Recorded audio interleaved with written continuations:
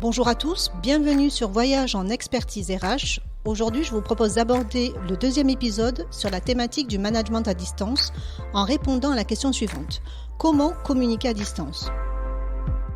Lors des réunions en visio, il est important de dédier une partie de l'intervention, même très courte, pour faire interagir les collaborateurs. Par exemple, 2 minutes de réflexion en mode post-it, puis tour de parole en allant à l'essentiel dans les réponses. Pas de dissertation orale.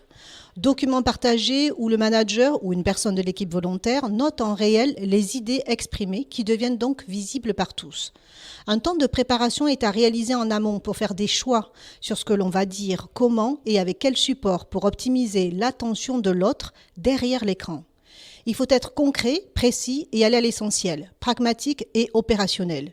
Une préparation à consacrer, certes, mais qui va permettre ainsi de diminuer le temps de la visio, d'être plus efficace et donner le sentiment de productivité aux équipes. À distance, le manager doit communiquer davantage sur le cadre et les résultats attendus, précis, réalistes et réalisables. Mettre en place des étapes de suivi et du soutien si nécessaire en fonction des avancées. Ne pas être dans une posture de contrôle, mais de s'assurer du suivi ensemble et aider à optimiser l'organisation pour atteindre les résultats ou assurer ses missions si le collaborateur en exprime le besoin.